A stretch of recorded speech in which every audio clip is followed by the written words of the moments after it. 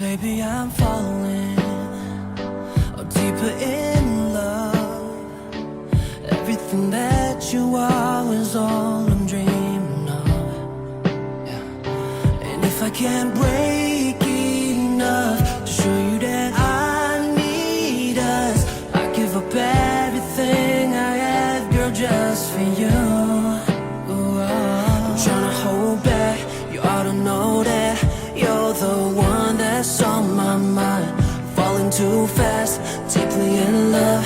Girl, all I need to breathe is you. 'Cause you're the right time at the right moment. You're the sunlight, keeps my heart going. Oh, I know when I'm with you, I can't keep myself from falling. Right time at the right moment is you. Every night in my bed I'm dreaming that it's you in my arms I'm holding. Girl, all I want is you, is you.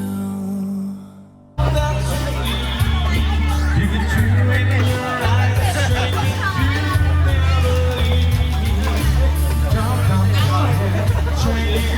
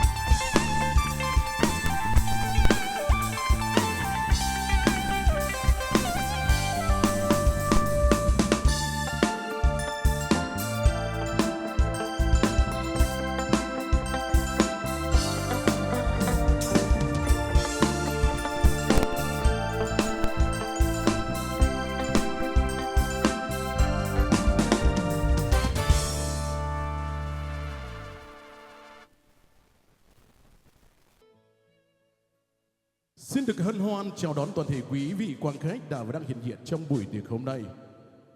Cho phép Casablic là người dẫn chương trình, mạng phép thì là cho hai bên ra đi. Đỡ lời cho chú rể Casalâm, cô dâu Hà Tuyết. Xin được kính gửi tới toàn thể quý vị cùng quang viên hai họ lời cảm ơn chân thành, lời chúc sức khỏe và lời chào mừng chân thành nhất.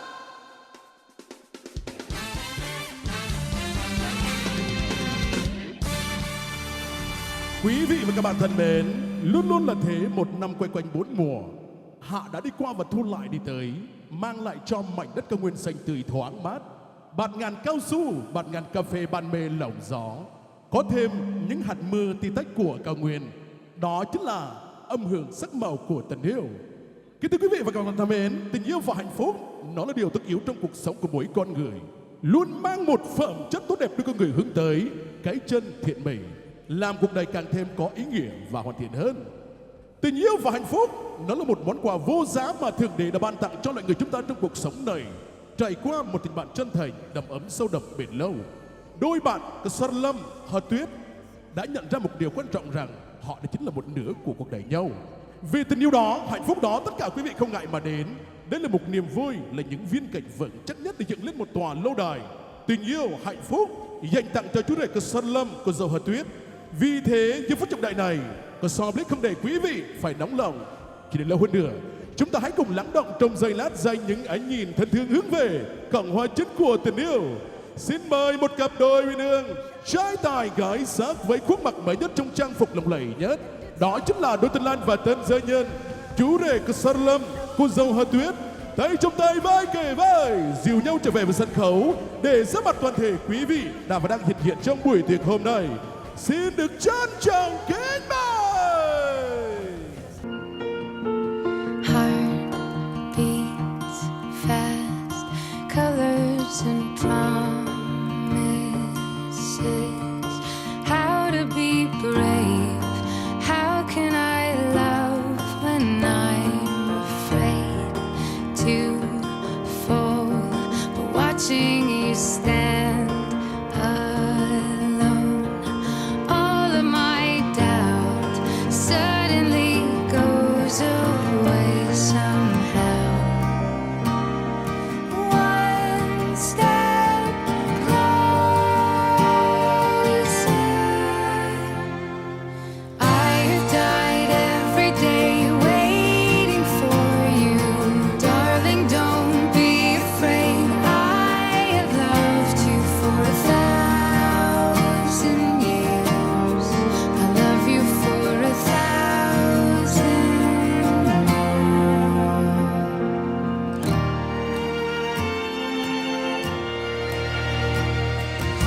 Hôm nay vì một chút tình duyên của đôi bạn đã thắt chặt lại mối tình thông gia với nhau. Vì thế trong cái trọng đại này, cho phép Casablic trân trọng giới thiệu và kính mời về phía nhà trai các ông Casalhiền, bà Hà Tuyết là bố mẹ của chú rể Casalâm. Xin được trân trọng kính mời ông bà trở về sân khấu để thể hiện tình thân này. Rất vinh dự, rất hạnh phúc được viết trong tên trên cánh thiệp hồng cùng ông bà Imin Hà Sư là bố mẹ của cô dâu Hà Tuyết. Trân trọng kính mời các bác trở về sân khấu để thể hiện tình thân này. Vâng ạ, xin quý vị lần này chúng ta hãy cùng lắng đọng dành những ánh nhìn thân thương hướng về sân khấu tình yêu. Đừng quên để chúc mừng vì ngay từ giờ phút này đây họ đã có thêm một thành viên mới trong gia đình. Đó chính là cô dâu Hiền chú rể Thảo. Phép Casablic là người dẫn chương trình bằng phép thì là cho hai bên gia đình sẽ được tuyên bố buổi lễ tân hôn mừng hạnh phúc cho chú rể Casalâm, cô dâu Hà Tuyết. Xin được phép bắt đầu.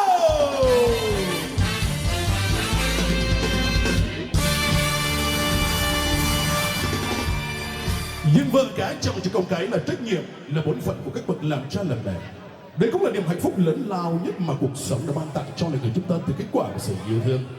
Để thể hiện những tình cảm, lòng xúc động, sự biết ơn của nhà trai chúng tôi đến với toàn thể quý vị đã và đang hiện diện trong buổi tiệc.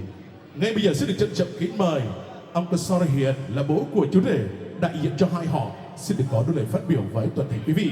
Xin được trân trọng kính mời bác.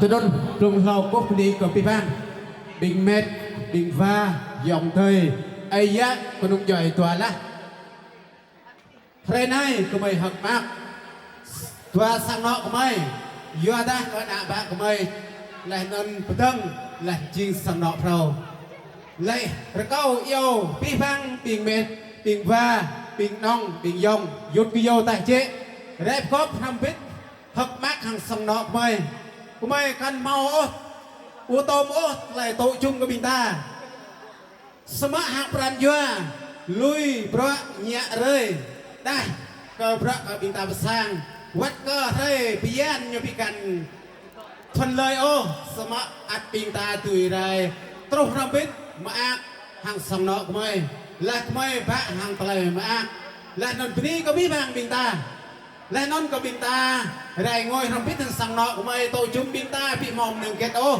có nông xa chọc ia hành nhàn bung là sai có bình ta kèm cả bình ta mà không biết thằng sòng đó của mày mà đây này có bùn nhang nhép lô từng ta sao bữa tưng có chúc cóพี่băng đình mệt và mệt đồng dòng tớiพี่học nít thời mông yun đây ngồi sòng nọ của mày lại non hàng pran doa lại soi pral lại non chúc sòng nọ của bình ta hàng tây hẻm đi chân cúp ni củaพี่băng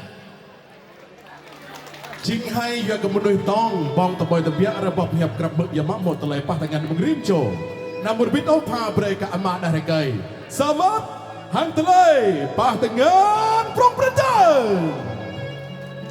สิทธิยามะอภิบังกระดึกย้อยมิปริเกงเรตามาพุทธไกไว้หลังตะไลติดบิงตากิลิยนนมะบิงตาปกรองเรกัยซะนาวดักยังลันจารอันนี้นอฟรา bị một lẽ út khắp bình đẳng là cả mà là cả Mỹ và dâng lên mời bố mời mẹ từ nhà trai trước.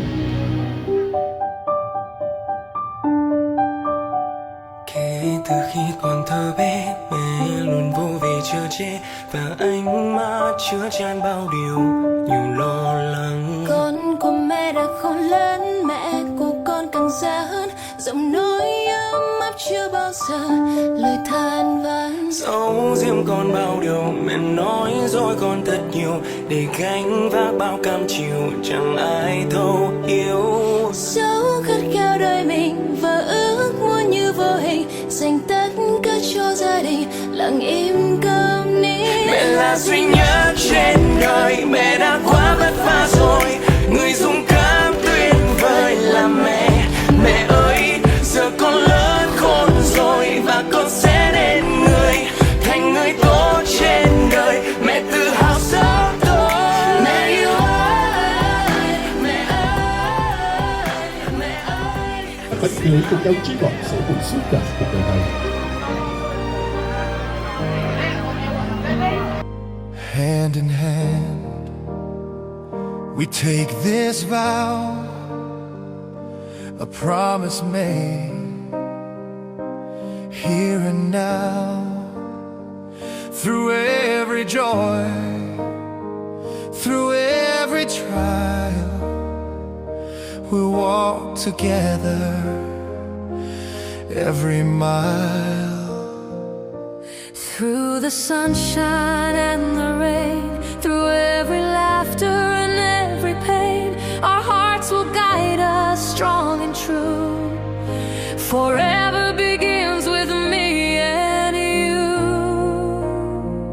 Forever starts today, in love we'll find our way.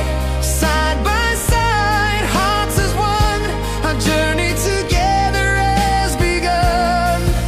Every dream we hold inside, every moment you're by my side. Through the laughter, through the tears, we'll carry love through all the years. Forever starts today, hand in hand we'll always stay. Every sunrise, every night, your love will be my guiding light. Through the years, as seasons change, our love will grow, it will remain. Every moment, every day, we'll cherish life in every way. Through the trials and the fears, màu through ca sĩ whispering MC dreams. lên tên nhạc sĩ ông Bầu Xô mà prong friend đấy lên tengah lo vất mang telai bông hoa tọa cái bên này biên ta bị thục lắm telai to do telai to như chừng sẽ hoại chém telai min biên ta yang so son ma khram pit thang yong tây telai khap tua cho cái bên này mong này cái sarblik khram pit cái Martin pala breka tepul pleh gong tengger remo sak nọ po nhô yang ở lâu xả bay nhạc ngoại lời Việt của Lam Trường với bài hát được mang tên gọi bài đây.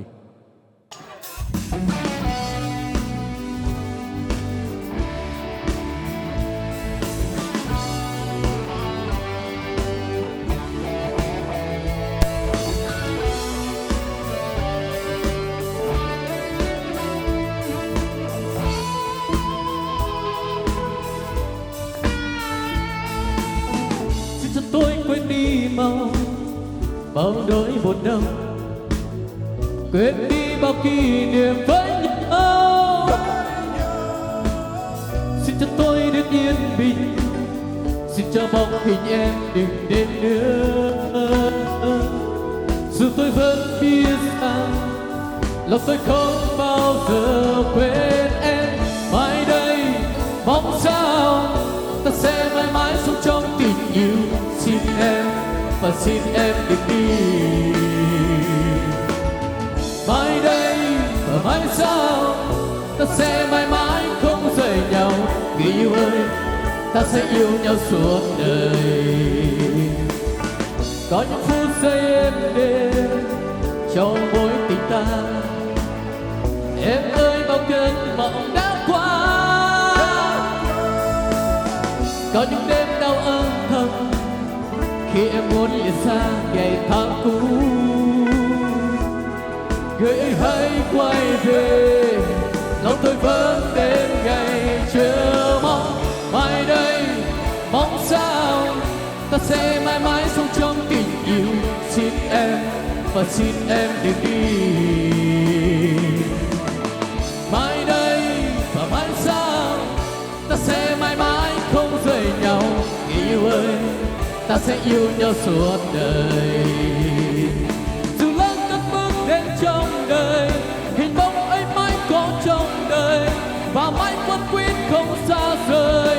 Hỡi người yêu ơi, dù có gió bão đến trong đời, người hãy nhớ đến cho một lời, lời hứa suốt kiếp sẽ yêu người.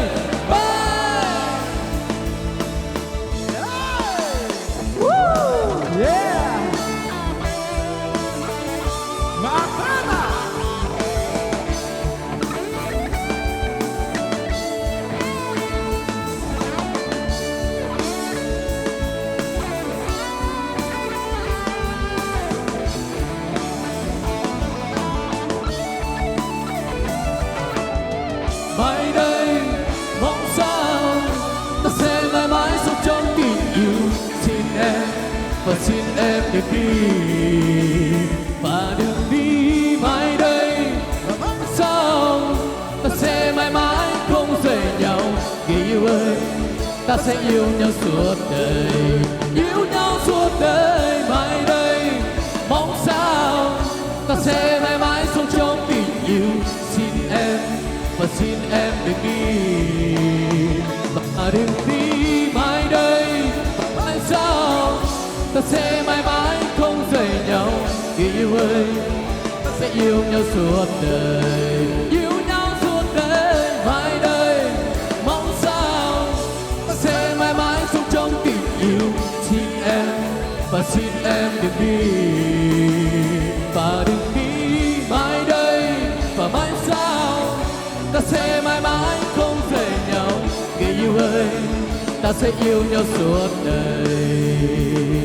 Người yêu ơi, ta sẽ yêu nhau suốt đời.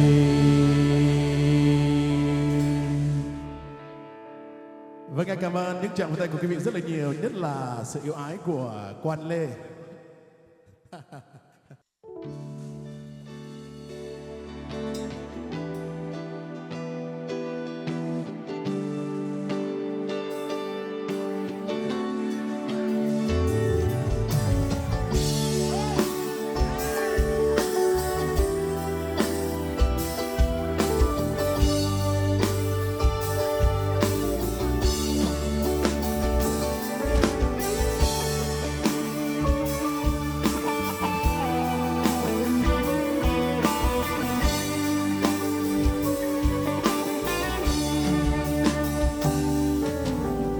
Stand by this, I'm like you still trying to get down with me, you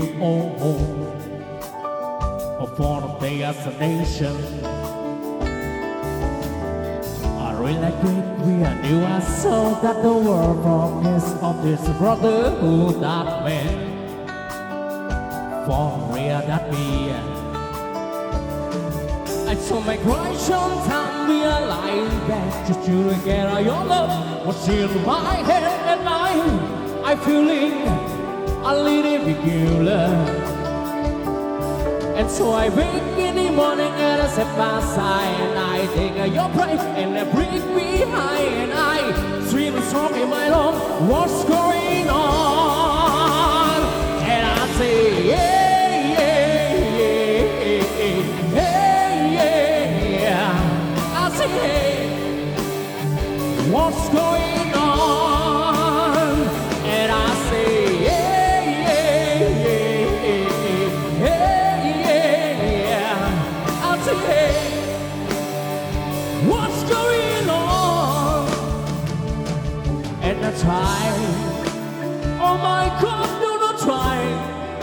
I try in the time, in this is future, and I pray, oh my God, do not pray. I pray to single day, forever music. And so my cry sometimes realize that you should get all your love was in my head and I feeling a little beginner. And so I wake in the morning and I set my side and I take your breath and I breathe behind and I sing the song in my lungs. What's going on?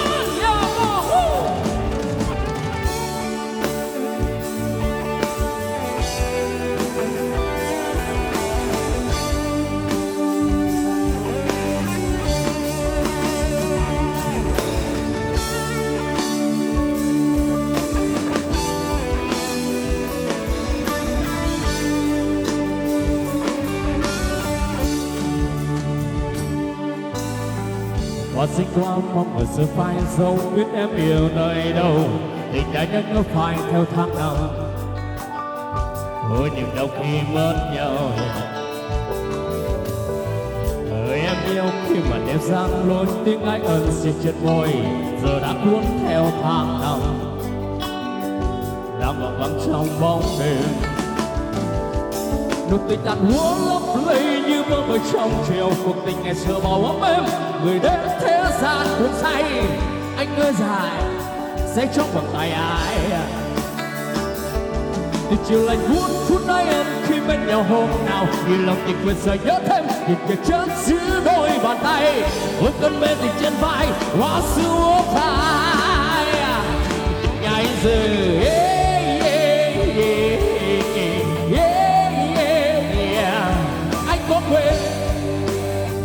Quên hương ai ơi từ đêm về, yeah, yeah, yeah, yeah, yeah.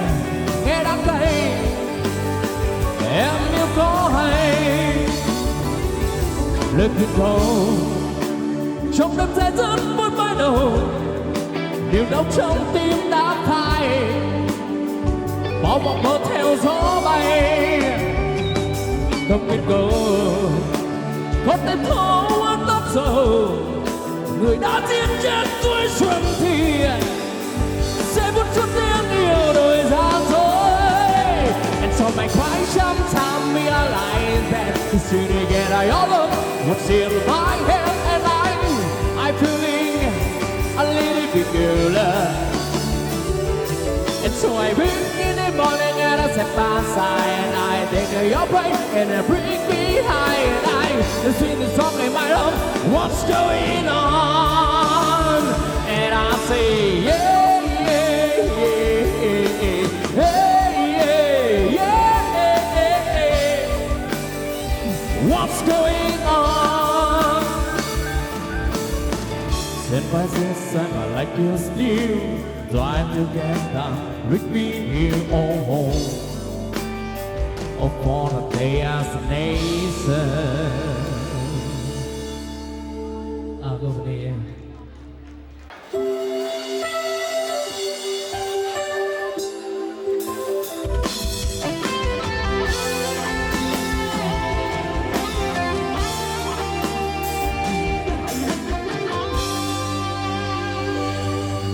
Chiều hôm qua trời buông nắng lá thu bay bay, con phố dài ngập đời bao sắc hoa vàng rơi. Nhìn làn mây bay gió lay, dòng nước lặng trôi đến nơi xa xôi. Nơi đây còn đó một người ngồi nhớ về anh. Nhiều khi buồn làm đôi cánh chim bay rộng trời, quên tháng ngày rồi quên hết bao buồn đau.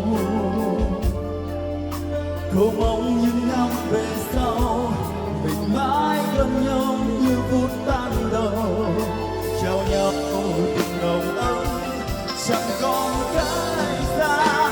Em sẽ yêu anh yêu mãi thôi, nhớ đến em như đến nhớ ngày, những ngày buồn mình bên nhau anh ơi nhớ chăng. Em sẽ yêu anh yêu mãi thôi, mơ đến em được giấc bao đêm. Em biết rằng ngày mai sẽ đến và ta sẽ mãi luôn có nhau trọn đời.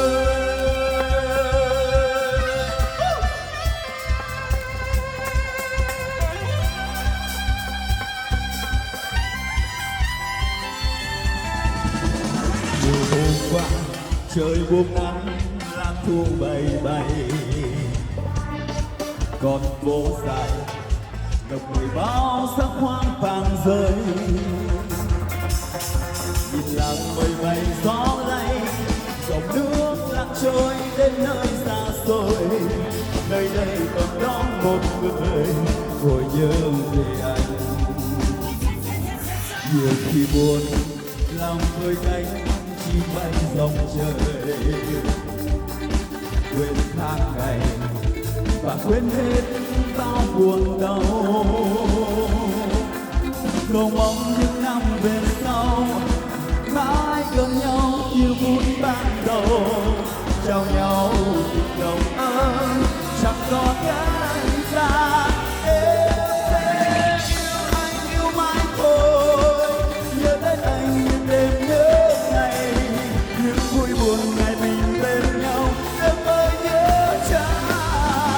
Em sẽ yêu anh yêu mãi thôi, mơ đến em thức giấc bao đêm.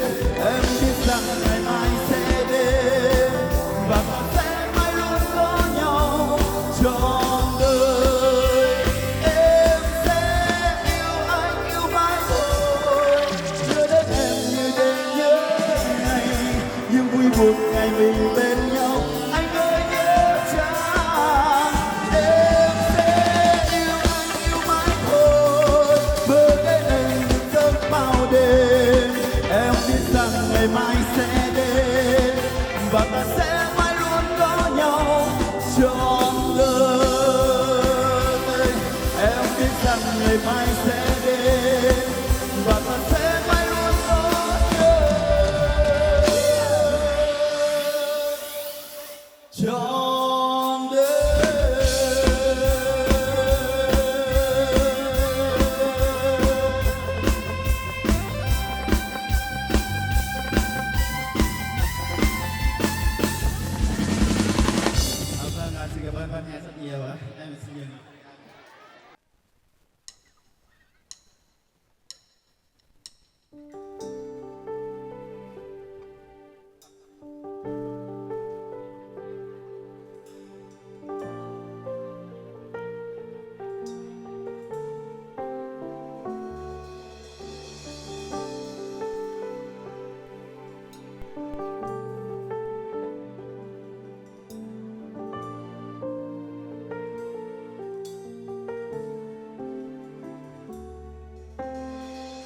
qua đêm nay sóng gió sẽ về với ngàn rời đi yêu thương ta hãy khép đi nỗi buồn. Sâu thẳm trong mắt em là ánh mắt của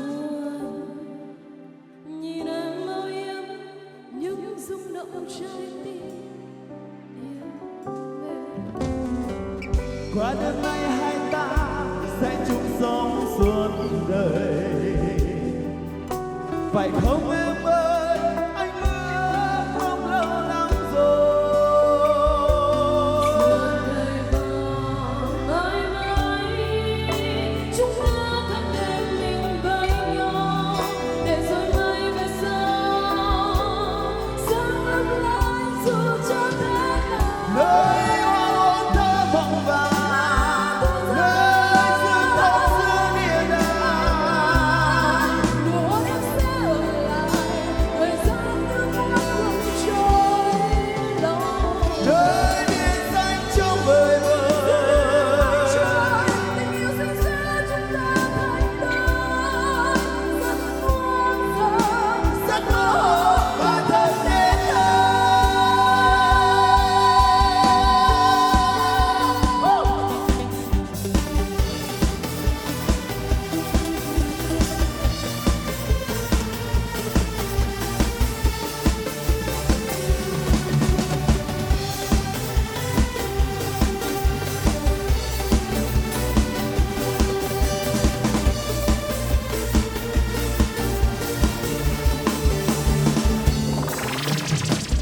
Qua đêm nay hai ta sẽ chung sống suốt đời, phải không em ơi? Anh ước mong lâu lắm rồi.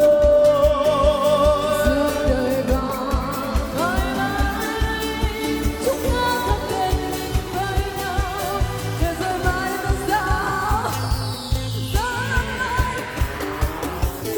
Nơi hoàng hôn thơ mộng vàng, nơi sương thắm giữa địa đàng.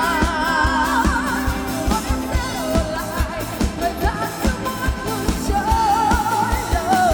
Nơi biển xanh trong bời vời, Trời, tình yêu sinh ra chúng ta thành đôi, rất muôn giờ, rất mơ hồ và thật nên thơ. Nơi sương thắm giữa địa đàng, cũng nơi giờ. đàng rộng giữa địa đàng. Muốn em sẽ ở lại, thời gian nước mắt không trôi lâu. Nơi biển xanh trong bời vời, Trời, tình yêu sinh ra chúng ta thành đôi, rất muôn giờ, rất mơ hồ và thật nên thơ. rất muôn giờ. Rất mơ hồ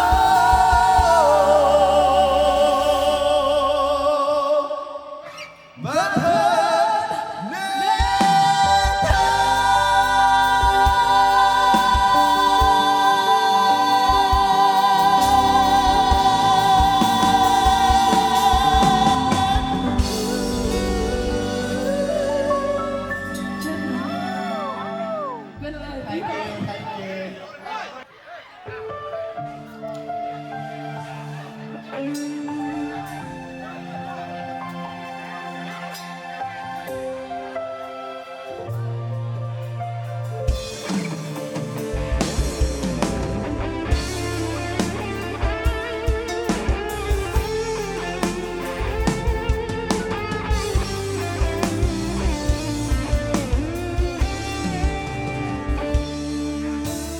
Trái mơ âm thầm đợi chờ, rồi mang theo bao cơn gió đi về đâu.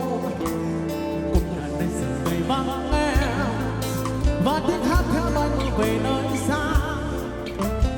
Anh mang theo ân tình ngày nào, cùng gia đình cho anh nói câu biệt ly. Một mình ta buồn trong xa băng, chờ anh nữ em bay cùng đàn nhạc pháo. Bao đam mê có em trong ngày tháng, anh làm sao để vơi hết nỗi buồn. Ôn chưa ly biết em vui tình mới, sao lòng anh giờ đây vắng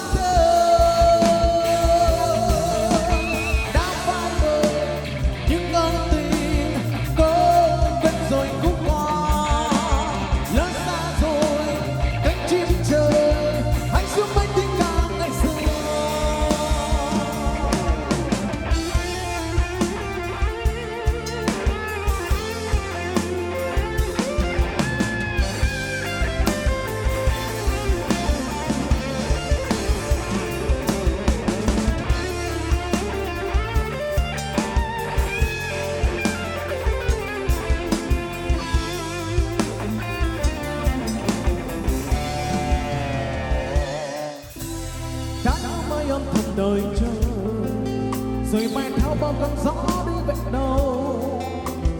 Ôm đàn này sự đầy vắng ngang và tiếng hát theo mây mưa về nơi xa. Anh mang theo ân tình ngày nào cùng cha đừng cho anh nói câu biệt ly.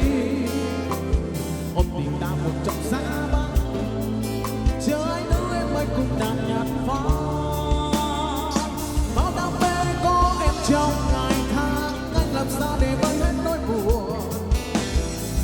Ông chưa ly biết em vui tình mới, sao lòng anh giờ đây vắng tênh. Đã phai mờ những ân tình cố quên rồi cũ qua. Lỡ xa rồi cánh chim trời, hãy giúp anh tình cảm ngày xưa. Đã phai mờ những ân tình cố quên rồi cũ qua. Lỡ xa rồi cánh chim trời, hãy giúp anh tình cảm ngày xưa.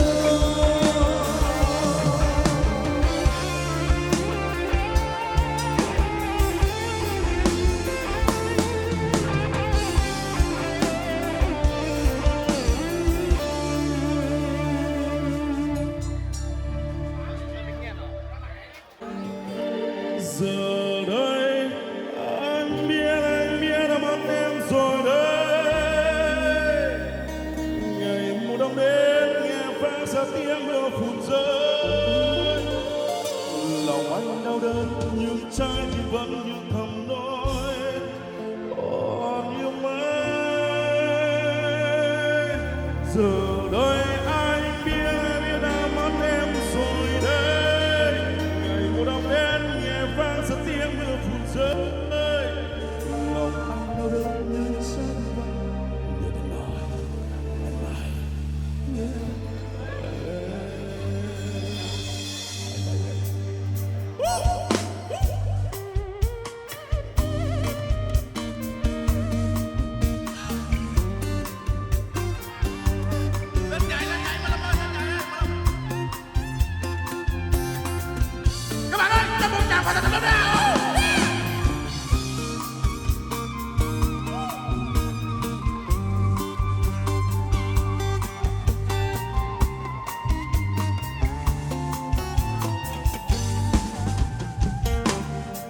Rồi một ngày trời không biết say, rồi một ngày hàng cây vang tay. Mùa đông đến anh chờ em mãi, làm tôi sẽ đã của ta. Còn những dấu chân mùa đông đến anh chờ em mãi, là hoa thu sẽ đã của ta. Giờ đây anh biết đã mất em rồi đấy. Ngày mùa đông đến nghe vang xa tiếng mưa phùn rơi. Lòng anh đau đớn nhưng trái tim vẫn như thầm nói còn yêu mãi. Giờ đây anh biết đã mất em rồi đấy. Ngày mùa đông đến nghe vang xa tiếng mưa phùn rơi. Lòng anh đau đớn nhưng trái tim vẫn như thầm nói anh mãi rồi em, anh mãi rồi em. Xin mời nhiều.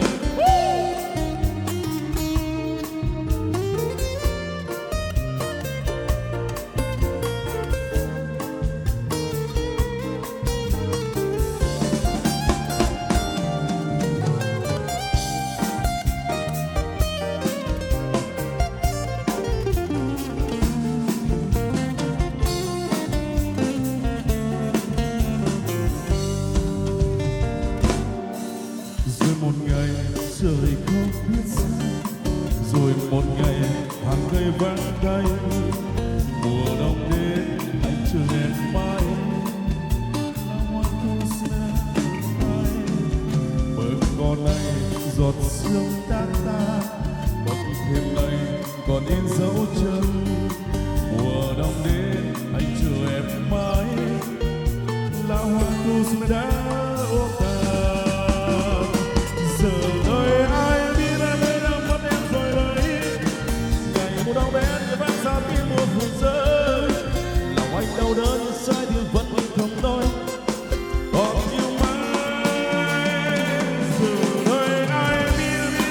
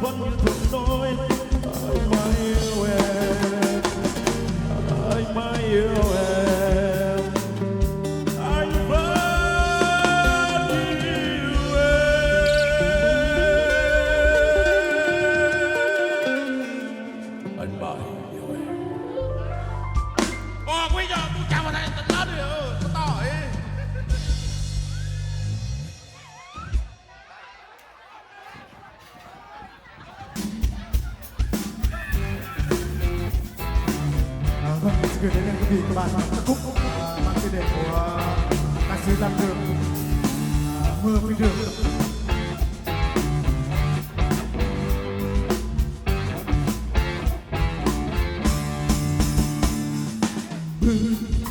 Bước trong chiều mưa, đi về bước chân lời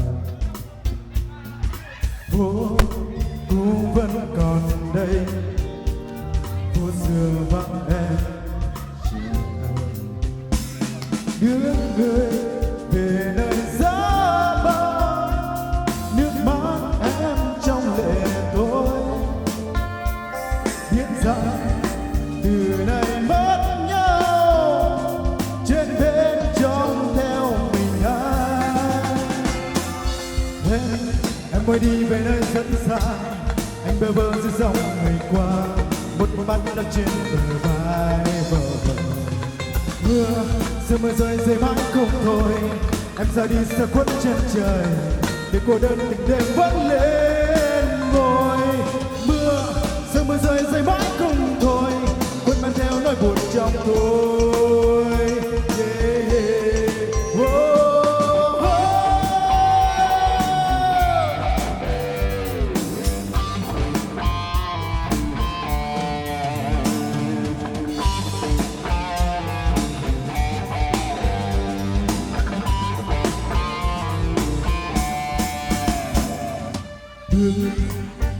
Chân chiều mưa đi về bước chân lời phố cũng vẫn còn đây, phố xưa vắng em chỉ ai thương người về nơi giá băng, nước mắt em trong lệ thôi biết rằng từ nay mất nhau trên bên trong theo mình nhé. Em hôm nay đi về nơi rất xa, anh bơ vơ dưới dòng người qua, một mắt nước trên bờ vai vầu. Mưa sao mưa rơi rơi mãi không thôi, em ra đi xa khuất chân trời để cô đơn từng đêm vẫn lên ngồi. Mưa sao mưa rơi rơi mãi không thôi, quên mang theo nỗi buồn trong tôi. Yeah, yeah. Whoa.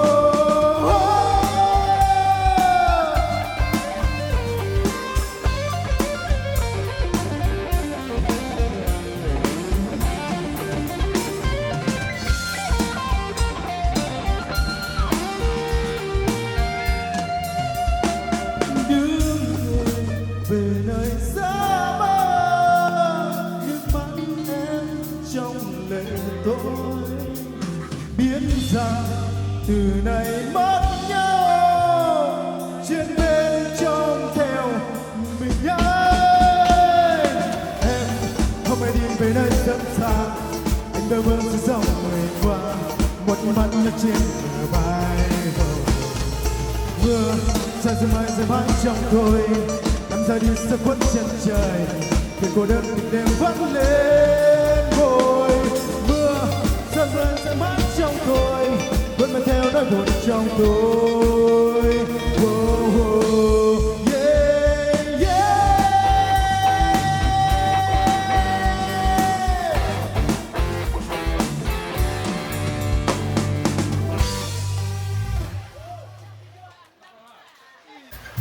Hôm nay chúng ta hát với Y Lâm hôm nay rất dễ chết. Anh Toàn, anh nát ơi mới không làm.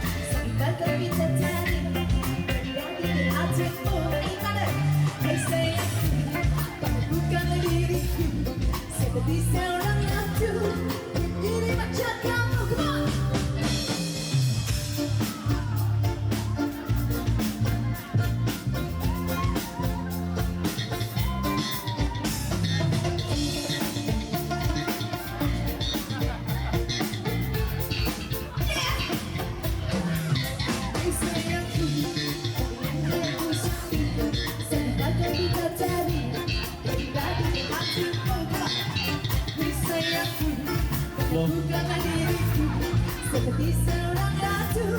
Ini macam kamu, let's go. Kamu lagi macam, lagi begini macam. Pengen bertuahan dengan dirimu saja. Kamu lagi sakit, tapi bukan so sakit. Cantik-cantik ini hanya urut dirimu. Kamu lagi macam, lagi begini macam. Pengen bertuahan dengan dirimu saja. Kamu lagi sakit, tapi bukan so sakit. Cantik-cantik ini hanya urut dirimu. Hai sayangku, kali ini aku sakit. Sakit bagai bakteri berdiri di hatimu. Hai sayangku, bukanlah diriku seperti seorang ratu. Ini macam kamu, kamu lagi macam. Pengen bertuahan dengan dirimu saja. Kamu lagi sakit, tapi bukan so sakit. Cantik-cantik ini hanya urut dirimu.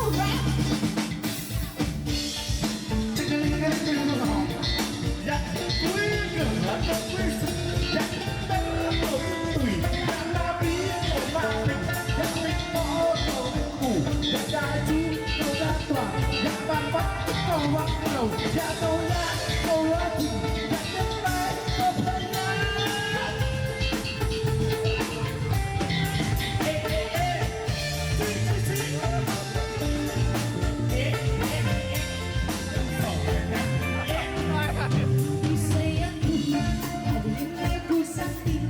Sebagai bidadari ada di hatimu. Sayangku, bukanlah diriku seperti seorang ratu. Ini macam kamu, let's go. Kamu lagi macam, lagi begini macam. Pengen bertuahan dengan dirimu saja. Kamu lagi sakit, tapi bukan so sakit. Cantik-cantik ini hanya urut dirimu. Kamu lagi macam, lagi begini macam. Pengen bertuahan dengan dirimu saja. Kamu lagi sakit, tapi bukan so sakit. Cantik-cantik ini hanya urut dirimu. Hai Diêm, một lần nữa ai thấy chiếc áo của em cho anh xin.